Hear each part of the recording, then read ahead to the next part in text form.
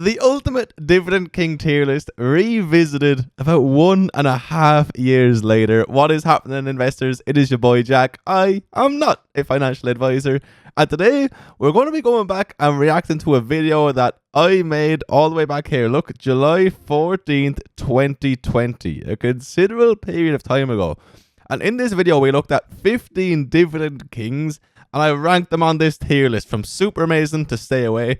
And let's just see how they performed. I think it's going to be a pretty interesting video, something a little bit different, and just see how they've actually all done, how these big dividend stocks have done over the last year and a half, considering all of the craziness that's gone on in the world. I'm going to be hiding my camera down here in the corner so that we can look at old Jack. Oh, look at the old setup. Remember when my walls were different colors? There is the old whiskey collection. My beard is far bigger. Oh, baby. But this is going to be a pretty interesting video, I think. And yeah, we're just going to see how these companies have performed. Because personally, I just think it's going to be interesting. And I kind of want to get back into a few videos like this. And I think it's quite interesting to go and look back at things that we thought a year and a half, 2 years ago compared to where we are now. So please, my friends, do me a favor. Hit that juicy like button if you want more content like this. Let me know in the comment section if you remember when this video initially went up. It has 6,000 views. Maybe a few of you will remember this one. All right, let's see what Jack had to say back in the day. As of right now, there's about 30 Dividend Kings altogether. Today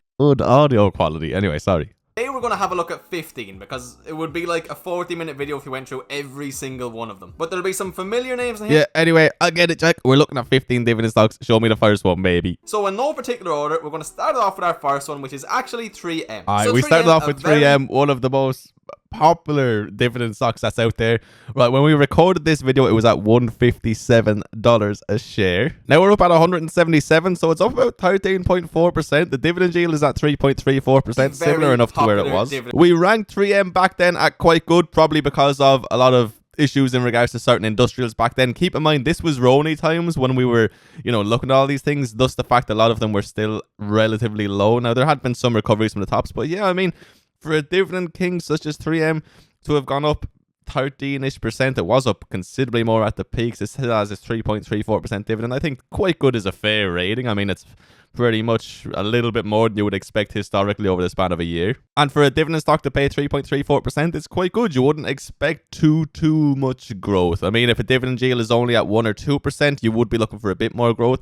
But some of the ones like Altria that we'll speak about that had 7-8%, you don't need as much growth with them. Altria has an 8+% dividend yield right Speaking now. of Altria. Massive. Now another company. Yeah, back then, look, we had an 8.22% dividend yield. I really like these guys, despite this terrible downward trend. It was my biggest dividend position I had in the account for quite a while. So, yeah, let's see what Jack had to say back then in regards to their rank. And I'm just going to fast forward. I'm not going to make you guys watch everything. So, I had put Altria up at amazing back then. A lot of people probably wouldn't have agreed with me, but I really did like them. I had done quite a bit of research into them. They were coming out with, some new products. They were being relatively well inventive when it came to, keeping up with the times. They weren't just sticking to cigarettes, etc. And yeah, they're at 50-54 now, whereas they were back in the low 40s, I believe, when we made this video initially. So again, a very, very nice recovery from them. And their dividend yield is still very nice. I think that was a fair rating. Nearly 20% growth since the video came out, and the dividend yield is still juicy. Yeah, you got to be very happy with that as a dividend investor. So far, I think I've done pretty good, man. All right, the next one we had was Coca-Cola at about $45 a share. Now, all the way at $60 a share and still holding a near 3% dividend. I mean, for a dividend stock, that sort of growth is genuinely beautiful. Look at that, nearly 30%, probably right about 30% with that dividend yield. Boom. I mean, it's outperforming many growth stocks, specifically over the last 6 months or so. That's another reason I wanted to make this video, because I know I focus so much on growth on this channel. But like, that amount of returns is nothing to sneeze at. You know what I mean? The risk here is considerably lower. They're pretty much back at those all-time highs. Wow, what a time to be making this video. Back then, I put Coca-Cola at mid-tier because the rate of returns prior, had actually not been the biggest. I think buying them at that time was good. We got them on a big dip. It made room for this run-up. Their growth had slowed down to an extent. I always preferred Pepsi over Coca-Cola as a dividend stock. Mid-tier down at $45 a share probably was a little bit too harsh. Seemingly so. I mean, they had absolutely fantastic returns. I would probably keep them in mid-tier as of right now after they have gone up so much, you know what I mean? But, I mean, they have the history to back everything they've done. Next up, we have an interesting one that you don't really ever see get brought up in conversation on YouTube. We have Colgate-Palmolive Company, okay? They were at $74 a share back then. Let's see, whereabout did I want to rate these guys? Where are we? Go a little bit more forward there. I put them down at meh. And I mean, that's kind of fair enough. They're up 12.6%. The dividend yield is still chilling at about 2%. They've done well, but not really. I mean, when you look at the broader market and the fact the dividend yield is only at 2%, that is not the best whatsoever, especially if you do just look at something like the S&P 500. That is going to be a theme with a lot of these dividend stocks, and it just goes to show again that sometimes pinging your money into these index funds is absolutely fine to do. So, yeah, I would keep them down there. I don't think they're bad. I think as part of a dividend-only portfolio that, let's say, has 25 to 50 companies, they have a low percentage spot in there, but they're not my favorite by any means. Okay, here's one I got very wrong. I gotta hold my hands up. Here you guys go. So this is an REIT. It's a real estate investment trust company. They were at about $80 a share or so when I had recorded this. You can see that they had fallen off massively from those all-time highs, and given the choppy market conditions, I wasn't all that confident in these guys. So we went ahead and we put them down in that mid tier. But I mean, look at this, guys.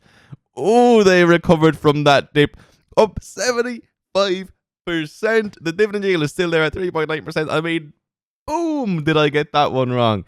Now, it was because of this huge sell-off. You know what I mean? If you were somebody who bought them 5 years ago, you're still actually down. Now, you would have been collecting your dividend yield, etc., etc. But I don't necessarily think my meh rating was incredibly wrong. Again, there's still people down 20%, people who bought at the peaks in 2015 and even 2016. I don't think that meh rating was horrific, but yeah, in the short term, I definitely got that one wrong. Again, I think these guys do deserve a place in a relatively large dividend portfolio, just not the highest percentage. I almost skipped over Farmers and Merchants Bancorp. You can see they had a 2% dividend yield.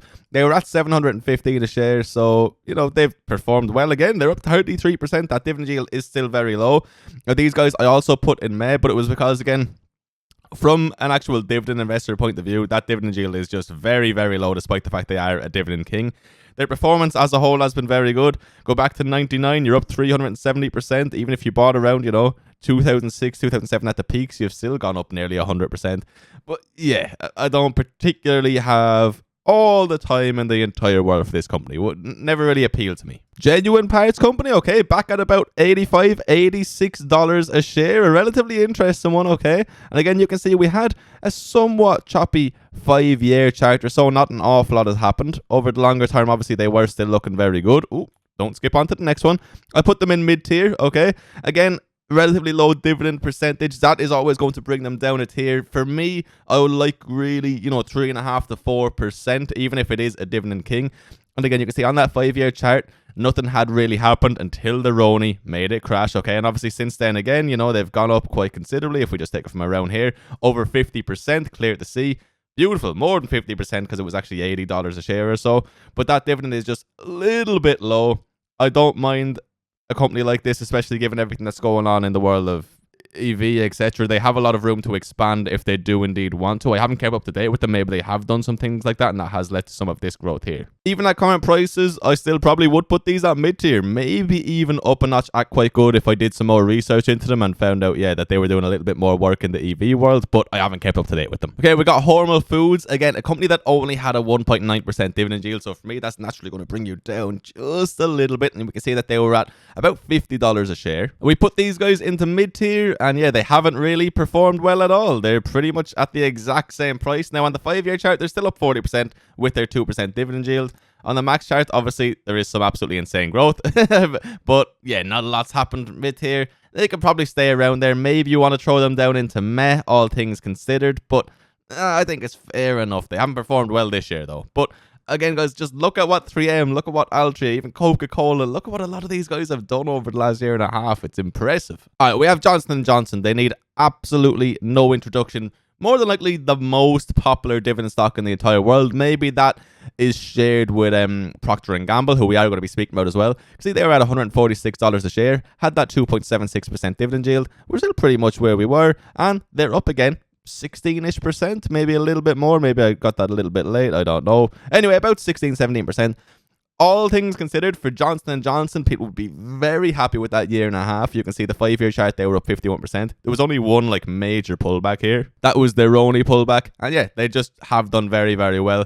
For me, Johnson & Johnson is right up there at the top of the game. Yeah, super amazing. And that's where I would still put them today. You can definitely go look for higher risk dividend stocks, such as Altria, maybe even 3M debatably, that could give higher returns, but just the safety that comes with Johnson & Johnson, the returns they have continually given back to investors, the dividend growth we've seen, they're here to stay. They are not going anywhere, especially in today's climate. I think that they do deserve to be in that super amazing tier.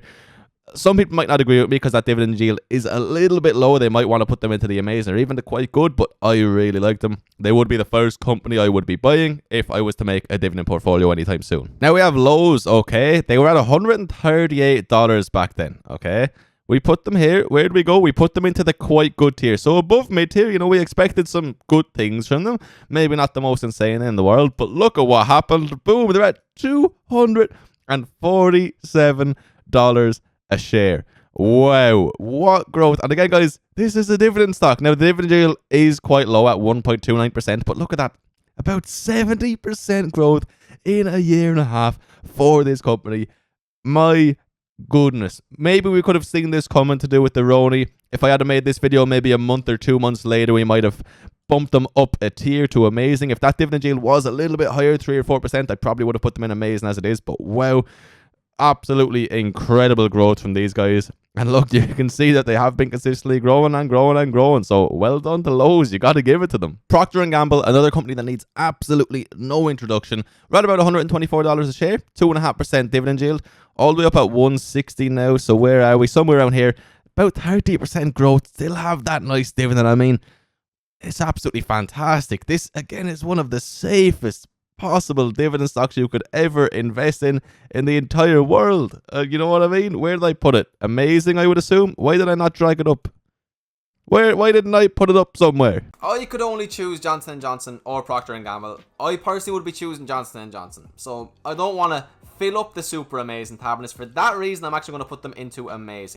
Okay, that makes sense. So looking back on it, I probably should have put them up at super amazing with Johnson & Johnson. They'd be the only two dividend stocks I more than likely would put up there. But I just made a point that if I could only choose one, Johnson & Johnson would just about take it from a long term. Now, P&G have outperformed this year, and they may well do so continuing. But hey, I'm happy with where I put them at amazing. I would put them up there with Johnson & Johnson now. SJW Group, these guys are pretty interesting, okay? They were sitting at about $63 a share. Weren't anything particularly special. Yeah, we put them down at meh. And now, where are we? Oh, get the stock up, sorry. They're at $69 a share. So you can see that not a whole lot has happened up. Still, what's that? Nearly 10%-ish if I find about $63. 7-8%. Low dividend yield. I think meh was fair. Definitely underperformed. Nothing special. I wouldn't have any interest in following these guys. We got Sysco. Now, any OGs from the channel will know that I love Sysco, okay? It was right up there with Altria for me. I thought it was a growth dividend stock. It was one of my favorites, especially given everything that had gone on with the Roni. You can see that they were down at $52.86 a share. And they have done absolutely fantastically, up pretty much 50%, nearly at $80 a share. Boom. I mean, what is there to say? 50% in a year and a half for a dividend stock that was given a 3.4% dividend yield. These I probably put in amazing. Yes, I did. And I would keep them there. You know what I mean? I think buying back down here, you could have argued super amazing because of the growth potential. I think a lot of the actual stock appreciation is going to slow down at this stage. They made their recovery after the Roni when things got back to somewhat normal. You see, they actually have a PE upwards of 60 now. So I probably would keep them in amazing. I might even bring them down a little bit because of how much stock appreciation has happened over the last year and a half after the recovery. But again, they'd be up there with Johnson & Johnson, Procter & Gamble. If I was making a dividend portfolio, this would be one of the first companies I would consider putting in there straight away. And then we have Tootsie Roll Industries. I think I included this one because it's not really someone you think of when you think of dividend kings, okay? So they're down at about $34 a share. And yeah, you can see they haven't really done anything. They have a 1% dividend yield. So yeah, they didn't really do anything at all. So I put them at stay away. It looks like I got something right.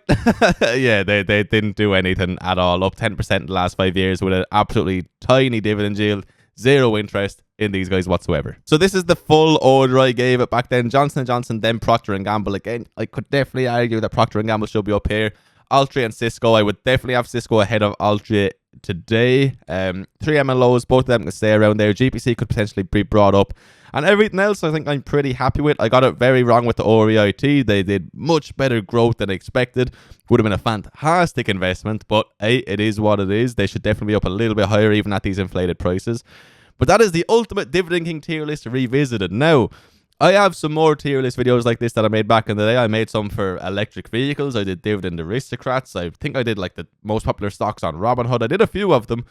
If you guys would like me to do another video like this for some of those companies, let me know in the comment section. Hit that like button, show some support in the video, and that's definitely something I'll do. But I just think it's fun to go and look back at what we were saying all this time ago and see if we got a few things right, a few things wrong. But anyway, guys, if you watch this video all the way till the end, you, my friend, are a true legend, and I truly do appreciate you being here. From the bottom of my heart, your support means the world to me. I hope you have an absolutely beautiful, absolutely blessed day. I'll see you for another video very soon.